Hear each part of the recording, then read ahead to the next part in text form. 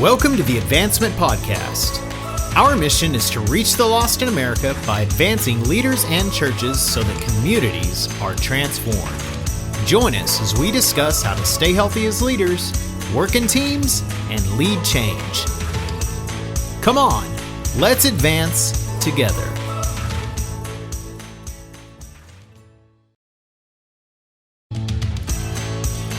Welcome to the Advancement Podcast. Our mission is to reach the lost in America by advancing leaders and churches so that communities are transformed. Join us as we discuss how to stay healthy as leaders, work in teams, and lead change. Come on, let's advance together.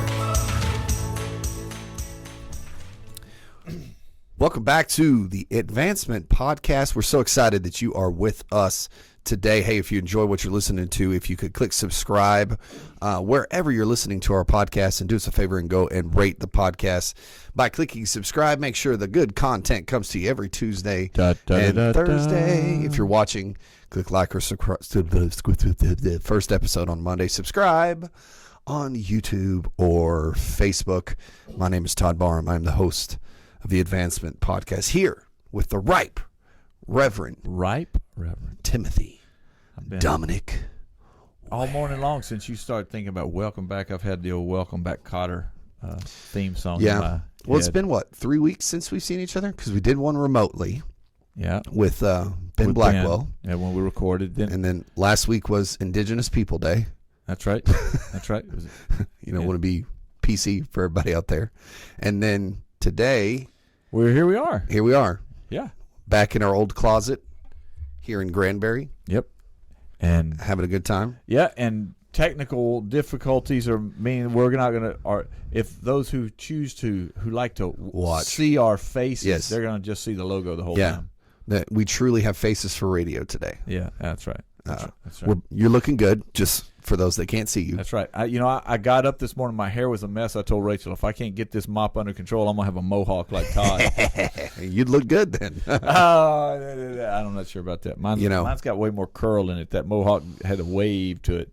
Yeah, I don't. Mine's naturally straight. Yeah. Although when I had longer hair, I did have a little bit of wave to it, but not much. Yeah, well, mine's got lots of wave all the time. But you have to look at my engagement pictures to see my hair that long. I remember. Yeah. I have seen those pictures. Yeah. So, conflict. Well, that's what we've been talking about this behind the scenes for months. We have. Is this, do we have a lot of conflict during an election cycle? Well, it's not just conflict during an election cycle. Everybody that's a listener knows that as we talk with pastors, as we coach pastors, that there are moments that come and when there's a wave of questions, when there's waves of things that happen, we kind of respond often on the podcast. And over the last few weeks, here again, I've had numerous. I actually had a phone call yesterday from somebody about a conflict going on in their church. There was a volunteer left over a deacon's daughter who says she wants to be a part of the tech ministry on Sunday mornings, but chooses to basically hold down a seat in the technology booth without doing anything but really disrupting the people that are there, because she doesn't participate. She just takes a chair and takes up space. And those are fun. Yeah, and plays on her phone. Oh yeah, so she's a millennial. Yeah, no, she's actually in high school. Oh. Even better. Yeah, so you just end up, the call was, so what do I do about that? And this was from a leader in the church, and I said, well, okay, so there's this, you do this, you do this, you do this. And I said, so what's the pastor doing? Well, da-da-da-da-da-da-da. And so, so you just go, okay, conflict. And I've just had numerous conversations over the last 3 or 4 months, some of them around what's going on politically, but most of them, it has nothing to do with politics. It's, let me say that, not national politics. Sometimes it's church politics. Sometimes it's doctrine. Sometimes we have ministry. Church politics too, don't we? Yeah, we do. We've got all those kind of things going on. So it's just those kind of things. And even with where Rachel and I are at right now in this interim pastorate, there were things we were driving as we were coming back this weekend. she said to me yesterday, "Is that a fight worth having?" And I went, "I know it's not." That's what we always got to ask ourselves. It is. So it's just been on my mind, and I actually, last night I had multiple dreams. I mean, I was already kind of we were already headed in this direction, and but I dreamed about these conversations last night. Yeah. So it's must be really bothering you if you had a dream about it. No, it's just on my mind. I just think it's that important, You're always on my mind. Oh my Lord! From your generation, trying to get some music that you remember and understand. Whoa! But I started working. I was working on this right before I went to bed last night, and so that's probably why it was on my mind, because I knew I was going to get up and talk about it today too. Yeah. I think when it comes to conflict in the church, our tendency is to avoid it. Yeah. Our tendency is to just, honestly, traditionally the church, especially when it regarding internal conflict, we are more passive aggressive. Mm-hmm. We're afraid of being aggressive or being overly aggressive. And so we tend to end up being passive aggressive, which for those of you who, we all know what passive aggressive, it means we just wait and put it off until it explodes. And that's never a good day for us. Yeah. And this is whether it be between staff members, congregants, or congregation and staff, congregation and pastor, any one of those things. It's just never a good way and it's not what Jesus has taught us to do. Yeah. Well, and if we follow the biblical mandate is to, get things straight before we go to sleep. Yeah, that's right. Paul wrote that not to go to bed angry. I think I hear people use this phrase, we just have to keep the peace. Yeah. But sometimes keeping the peace is not kicking the can down the road. Well, sometimes keeping the peace is kicking the can. Is really doing that. I wrote down a phrase for the notes today that's really this. I think when it comes to how we should approach relationships in the body of Christ, and especially in areas of conflict, that the right phrase here is to love at all cost. Okay. Not keep the peace at all costs. Because sometimes the greatest act of love I can have is to intervene. Yeah. Or dare I use the word confront. And we'll talk about this more in this as we record these episodes, but the truth is there will never be resolution to a conflict without where there's not a confrontation moment. Mm-hmm. There cannot be resolution without confrontation. Yeah. And that looks like a lot of different things. The first confrontation is within myself. And where I ask, is this worth fighting about? Is this or can I just get over it?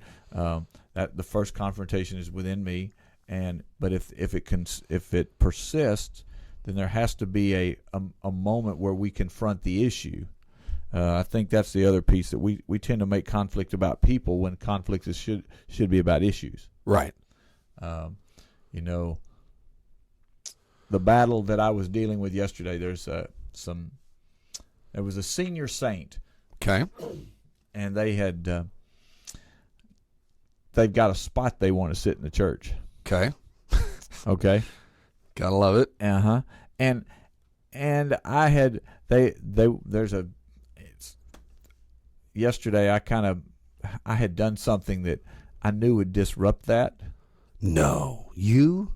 I did, and I got looked at and said, "This is where we want to sit." Okay. And I had to decide, is it worth the fight? Yeah. At this stage in the ministry, I mean, I'm looking at somebody that's may not be on the earth another 4 to 5 years, but based on the fact that they're in their 90s. So you're asking the Lord to take care of it? Well, do I gain? What will the church gain if I fight that battle? Yeah. I mean, and the fact that they're always early to service, so it's not like they're going to walk in and tell somebody, "Hey, you're sitting in my seat," because they're always one of the first ones there, so they can sit. So if that's the case, then okay, so you have to ask yourself that question. Yeah. But so there's always this, it's not the person that was there; it was the issue of you're actually you keep moving that chair because of your walker, and you disrupt what I've tried to set as in the sanctuary. So I'm now going to adjust that row just a little bit to accommodate, because it's not worth the fight. Yeah. But anyway, that's a different thing. I think the part of the reason that we don't get this right is because we actually don't have a good theology of conflict. Okay. And so for the practical guy, Todd, I'm going to say the practical thing today, always practical, of this episode is we have to get the theology right. Okay. So I want to work through some of the theology of it and say that practically, pastors, we have to teach this. We have to preach this. And actually, I would even say you have to model this. Okay. So traditionally, what's the first passage of Scripture people go to when it comes to conflict that you generally hear? You may not know the reference, but what is it? What is the thing? Usually, first go to your brother, then to right. Yeah, that's Matthew 18. Yeah. So let's put this in context for a minute. Jesus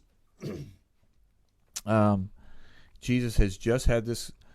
This is probably in the last 6 months of his ministry, where this conversation takes place.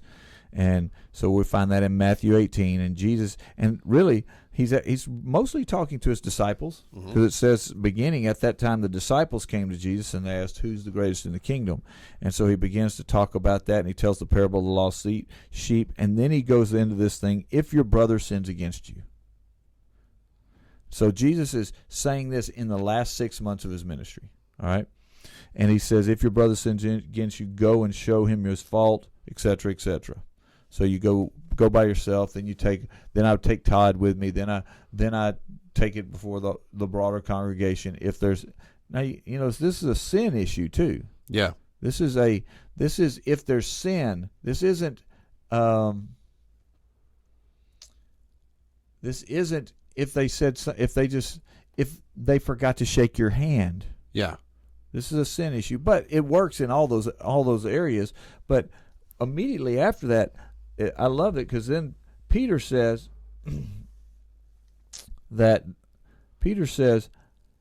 well, how many times should I forgive? So Jesus is saying to them, you do this, you do this. So Peter, the confrontation guru of the disciples, the heavy hand, saying, oh, so how many times do I get to do this? Because if I forgive people, I don't have to go down that road. Right. I don't have to go talk to Todd and say, Todd, this was wrong. Yeah. You did this, this got to me. And so how many times do I have to forgive before I can start doing that, Jesus? Before I can start confronting people, right? Yeah. This is the only guy that carries a sword to the garden and attacks a guy. Yeah. So he's got that aggressive piece in him, and Jesus. I relate to Peter. I know you. I know. I would have brought a sword. Yeah, that's right. So on the backside of that, Peter asked the question, and Jesus says to him, forgive. We all famously know how many times. 70 times 7. Yeah.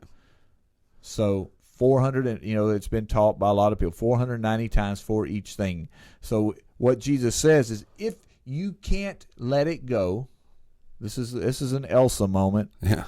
Can't hold it back anymore. If you can't hold it back anymore, so you've tried, it has come to your mind, it's come into your heart 500 times, and you haven't been able to move past it, then you go to them. Yeah.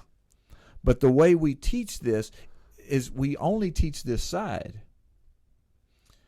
And it's very important that, pastor, if somebody comes to you or leader, if somebody's coming to you and saying, hey, and starts complaining about somebody, our first response is, do you forgive them? Can you forgive them? And if not, have you gone to them? I'm not getting involved. Have you gone to them? Have you talked to them? Yeah. That's right. But when we only teach this piece of conflict as our conflict theology, we actually only teach the victim's point of view. Okay. and we turn our congregants into victims. Okay. Let's take a moment and hear a word about advancement. Timware has been a huge benefit and blessing to me personally as well as to my church. When Tim and I first connected in a coaching setting, my church was running in the 130 range. We now run 260, plus we have a really strong online audience. We went through a process of rebranding and changing our name, focusing on our vision, and shifting our culture in a lot of arenas. Tim was invaluable to talk us through that. He came out and met with our team. He was a huge, huge blessing. I highly, highly recommend Advancement. Now let's get back to the podcast. Your eyes are like you're processing that. I'm waiting for you to unpack it. Well, can you see that it's only when I've been offended, when somebody's attacked you? Okay. So we're only giving the victim's perspective. Yeah. So we're not taking the perspective of the offender. We're taking the perspective of offendee. What it does is it puts us in a position to say, well, if I've offended you, it's not a problem. It's only when you offend me. Yeah. Doesn't that sound like the modern world? Yeah. Doesn't that sound like modern social media? Yeah. Well, I can say what I want. Well, say it back. I read something this week in a leadership book, and this person's not on the podcast, so I won't give them props for it. But it says, and you may have read it, and you may know the book, that we often give ourselves more benefit of the doubt. Yes. Than we give other people. So if we didn't do something, we say, well, I was tired. Well, I had a lot to do, or I forgot. But if somebody else forgot to do something, they don't respect me, and they always put this to the and so, it kind of struck me this week because, I have a tendency to be fire at times. So I mean, it hit me. It hit me from the standpoint of, am I giving other people the same grace that I give myself? That's right. We give ourselves grace because we know the circumstances. Yeah, sure. We don't always understand the circumstances, so we don't give them grace. Okay. Right? Right. And if we ever have the conversation and we ever understand, Dr. Jeannie talked in a recent episode about active listening as being emotional and emotional intelligence, is that active listening, that paying attention piece to what goes on in other people, which if we're doing that well, we may give a little more grace. Yeah. But practically when we teach conflict theology, we always take that, we tend to lean towards when somebody's done you wrong. Even the quote verse you quoted from Paul earlier that says, don't let the sun go down on your anger, is a, hey, Todd, you did me wrong moment. Mm-hmm. And yes, I need to get over it. But if we look at what Jesus said, the flip side of this is in Matthew 5, which would have been in the first 18 months. Right. Okay, of his ministry. So Peter's with him, and Jesus is doing this, the Beatitudes and those things, and it right there after that, he says, is where he goes into this piece that if you are offering your gift at the altar, and there you remember your brother has something against you, drop it. Yeah, but notice that he has something against you. In other words, now I'm the offender. Yeah. I'm the offender in this. Yeah. Oh. So the first thing that Jesus... The prejudice is on you. That's right. So the very first perspective that Jesus takes when he talks about conflict between people is as the offender, not the offended. Yeah. He doesn't talk about being the offended for another year to year and a half, maybe, out of his 3-year ministry. We don't have record of him talking. He takes so Peter and them had to live with this. Mm-hmm. And ponder this. So when Jesus says that, okay, so he doesn't give them he doesn't give them permission to think like the offended, or address maybe not give them permission. That's a wrong statement, but he doesn't address what it's like when you've been sinned against until he's addressed what it's been like when you were the one who sinned against somebody else. Yeah. And this is a cultural huge thing when you understand the context, because he says leave your gift at the altar, go back and make it right, do it quickly and then come and offer your gift again. So when you first recognize where he's at, so he's in Galilee. This is on foot and with the journey. This is a week's walk to Jerusalem.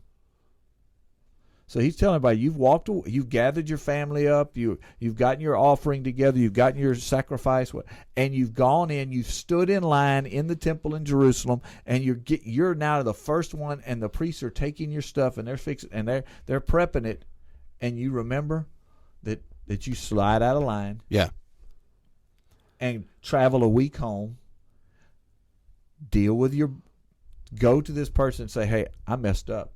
I'm sorry. Go make it right. Yeah. Then get your sacrifice back together. Then travel another week and stand in line again. So this could have taken you. It could take you a month. Yeah. Out of your life, which that's a big deal. That's a lot. Yeah. Well, and I think we have to understand we've got. I mean, the biblical narrative here. There's much more cost associated. At this point, we can just pick up the phone and call somebody. Yeah. I mean, and if we needed to be face to face, we could FaceTime, Skype, Zoom, whatever. Get a coffee together. Yeah, whatever platform you need. You don't even have to travel to them. No. To do it. No. But I think it's, and I'm making this broad statement, and so you correct me if I'm wrong. I think we have cultivated in our society an offended society from the standpoint of we're always looking to be the victim. Yeah, I agree with that. And instead of, sometimes the Bible just tells us sometimes we just need to get over it and grow up and not just constantly walking around be offended. Be quick to forgive and slow to anger, it says. Right. So let's look at the context. Why is it important that we understand that even today's world, why that 3 weeks to a month piece is so significant? Because it gives them time to think about it. Well, maybe more than that. That tells you how big a deal this is. Yeah. Because all right, we have to remember that the gospel is, and being a Christian is about how we treat others, not how others treat us. Sure. You've heard me say tons of times in other contexts that I have no responsibility for how you treat me, but I have complete responsibility for how I treat you. Yeah. And so Jesus' first comments on this, and if you really realize where he's done in this whole passage here, because in Matthew 5, this is blessed are those who blessed are those. There's this peace. Blessed are, there's this piece of even the peacemakers. That's the people that go and say, hey, I'm going to make it right. That we don't get to take the victim's perspective until we have taken ownership for what we did. Yeah. We have to take responsibility. And when we only teach Matthew 18, when we only emphasize Matthew 18, I texted one pastor this week because we were texting about this past week as we were texting about this topic. I said, you know what? Crow never gets to taste good, but I've gotten where I can tolerate it. Yeah. Yeah. Well, and that's kind of where I'm at. I mean, I used to be the guy that I don't care if I offend anyone. But now I've become so sensitive to the Spirit. Like yesterday. Oh, you've become so sensitive that you never offend to the Spirit. That you never offend anybody? No, I'm not saying that. Listen to my story, Tim. Yesterday, I had an off conversation with a member of my church, and I probably made, in the context, this statement had been made by this person before, so I wasn't making a statement that hadn't been made before. But later on, the Spirit checked me and said, hey, this person may be able to say this about this other person, but you may not have the relationship equity to make the same statement. Yeah. And so it checked me. So I texted that person. I said, hey, I know we had this conversation, and I hope that my statement did not offend you. Yeah. If it did, I apologize. And they responded back, oh, no, you're fine. Thanks, Pastor. Appreciate it.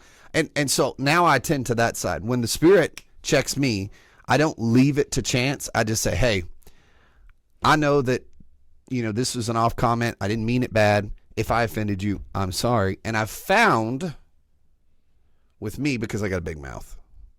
Yep, that's me. I got a big mouth. I have to apologize all the time. And when I say stuff, there is no malice in my heart. I love everybody. but I make stupid statements sometimes, and well, I have to go back. I'm also, as a verbal processor, Yeah. sometimes I just say things out. Rachel's like, But then when I go back and think about it, I'm like, ooh, yeah. Like I was going back and thinking about the statement. I was like, well, if someone else would have heard me, yeah, they didn't know the relationship that we had. right. And there was nobody else around during this conversation, so I didn't feel like I needed to publicly apologize. But, you know, I felt like I needed to at least give them the opportunity to say that I might have offended them.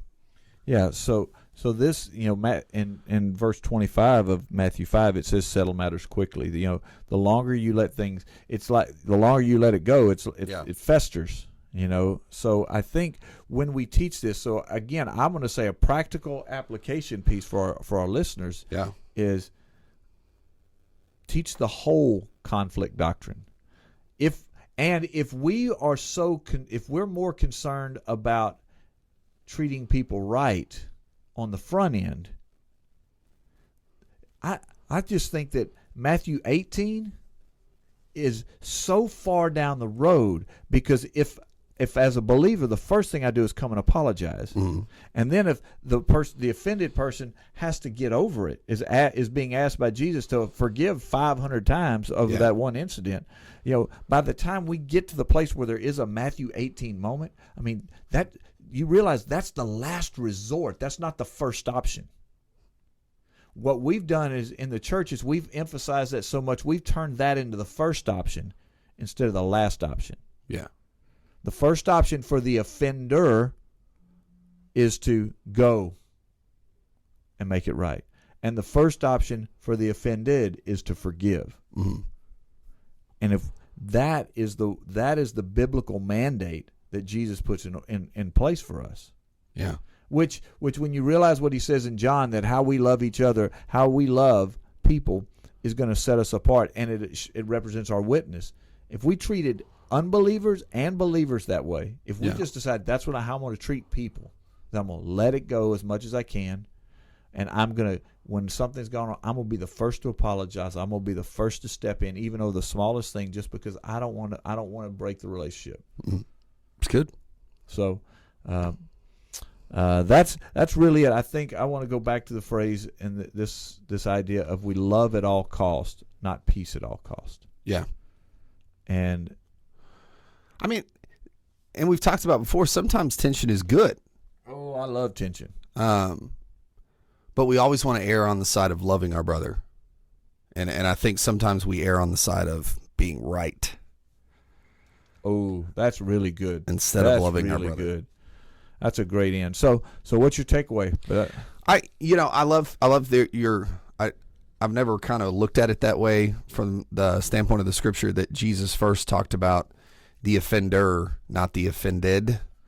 I didn't realize that in the time. I mean, I know it. Yeah, it's just one of those things you just I hadn't hadn't thought about it. Yeah, for sure. So, that was good. I mean, because we have a very offended society. Yes. And I think we've got to understand that as an offender, which we all are, we all make people mad at times. We have a responsibility as well. Absolutely. Well, we're going to come back next time, and we're going to continue kind of talking in this area of conflict. And I want to talk about that we understand understanding how we approach conflict. Yeah, that's good. All right. We'll see you next time on the Advancement Podcast. If you would like to keep this content coming, all Tim and Todd ask is $1 per show. See how to give, maybe even sponsor an episode or series on the website advancement.cc. Until next week, continue to advance the mission of Jesus.